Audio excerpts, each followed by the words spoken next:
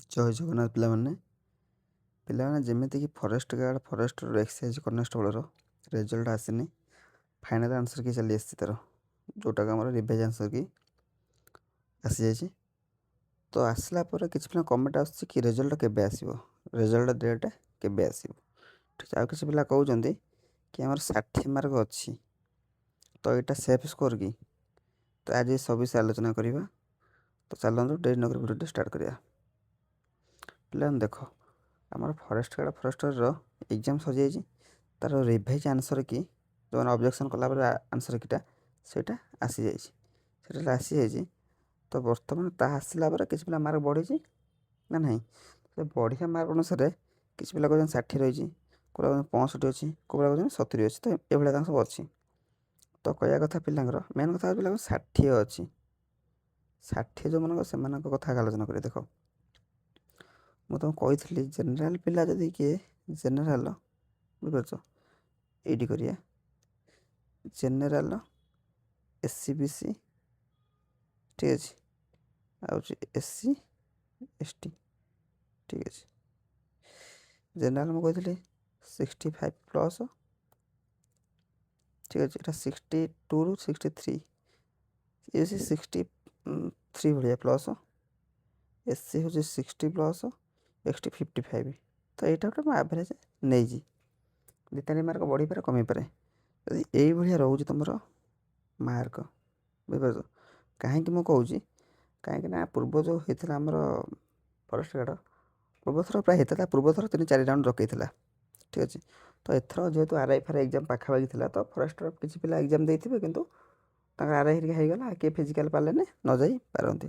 ତ second round ଡକେଇ ପାରେ, ସେଇଟା ତ ଅଲଗା କଥା। କିନ୍ତୁ 60 ମାର୍କ ଏଥିପାଇଁ ମୁଁ କହୁଛି, କାହିଁକିନା ନର୍ମାଲାଇଜେସନ୍ ଅଛି।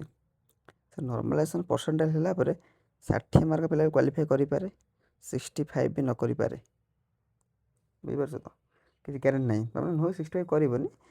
ତ ନର୍ମାଲାଇଜେସନ୍ ହେଲା ପରେ ମାର୍କ ଜଣାପଡ଼ିବ। ତ 60 କ'ଣ, ଯେଉଁମାନେ 55 ବି ଅଛି ସେମାନେ ଟେନସନ୍ ନିଅନା, ବୁଝିପାରୁଛ।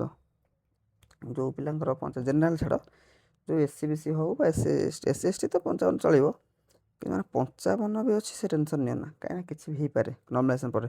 କିନ୍ତୁ 60 ଯେଉଁମାନେ ଅଛ ସେମାନେ ସେଫ୍ ନୁହଁ, କିନ୍ତୁ ନର୍ମାଲାଇଜେସନ୍ର ଭରସା। ଯେଉଁମାନଙ୍କର 65+ ଅଛି ସେମାନେ ପୁରା ସେଫ୍, ମନେ ରଖିଥାଅ।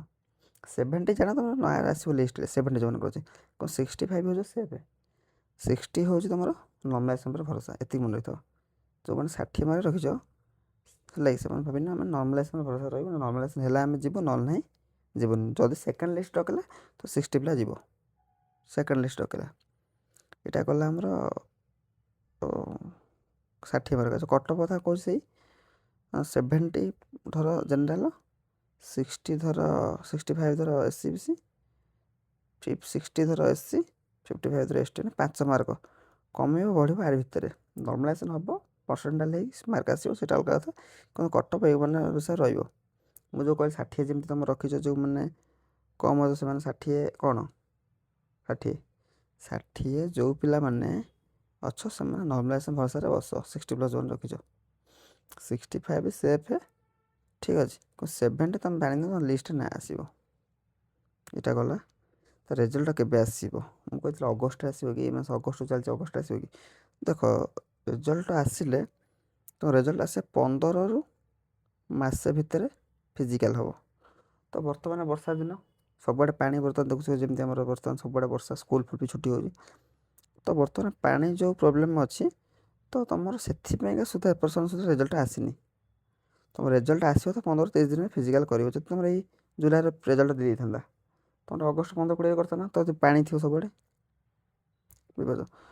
ତ ସେଥିପାଇଁକା ସେଇ ଅଗଷ୍ଟ ମାସ ଭିତରେ, ଅଗଷ୍ଟ ଭିତରେ ତୁମ ରେଜଲ୍ଟ ଆସିଯିବ। ଅଗଷ୍ଟ ଆସିଲେ, ଅଗଷ୍ଟ ସେପ୍ଟେମ୍ବର ତୁମର 20ରୁ 30 ଭିତରେ, ସେପ୍ଟେମ୍ବର 20ରୁ 30 ଭିତରେ, ଯଦି ଅଗଷ୍ଟ 15ରେ ଆଇଲା ରେଜଲ୍ଟ, ତ ସେପ୍ଟେମ୍ବର 15-20 ଭିତରେ ହେବ। ଯଦି ଅଗଷ୍ଟ 30 ଭିତରେ ଆସିଲା ରେଜଲ୍ଟ, ତ ସେପ୍ଟେମ୍ବର 30 ଭିତରେ ହେବ। କାହିଁକିନା ଧୀରେ ଧୀରେ ବର୍ଷା ଛାଡ଼ିବ, ଶୀତଟି ଆସିବ। ତ ସେ ଯେତେ ଚେଷ୍ଟା କରିବ କି ଆମେ ଶୀତ ଦିନ ବେଳକୁ ଫିଜିକାଲ୍ କରିବୁ। ଶୀତ ଦିନ ଫିଜିକାଲ୍ କଲେ କିଛି ପ୍ରୋବ୍ଲେମ୍ ନଥିବ। ତୁମର ଯେଉଁ ଅଛି ଗୋଟେ 25 କିଲୋମିଟର ରନିଂ ନା, ତ ସେଇଟା ମେନ୍। ତ ସେଇ ରନିଂ ପାଇଁକା ସେ ତୁମକୁ ଫିଜିକାଲ୍ ଟିକେ ଲେଟ୍ କରିବ, ବୁଝିପାରୁଛ। ହେଇପାରେ ସେପ୍ଟେମ୍ବରର ଫିଜିକାଲ୍, ନହେଲେ ଅକ୍ଟୋବରଟା ଶୀତ ଦିନ ନା ପୁରା, ବୁଝିପାରୁଛ କି? ଆଉ ବର୍ଷ ଏତେ ନଥିବ, ସେପ୍ଟେମ୍ବର ସୁଦ୍ଧା କି ଅକ୍ଟୋବର ସୁଦ୍ଧା ଫିଜିକାଲ୍ ହେଇଯିବ। ତ ଭାବିନି ଅଗଷ୍ଟ ଭିତରେ ରେଜଲ୍ଟ ଆସିବ, ବୁଝିଲ କି? ଅଗଷ୍ଟରୁ ରେଜଲ୍ଟ ଆସିବାଟା ପକ୍କା ତ ନୁହେଁ, କିନ୍ତୁ ଆସିବ।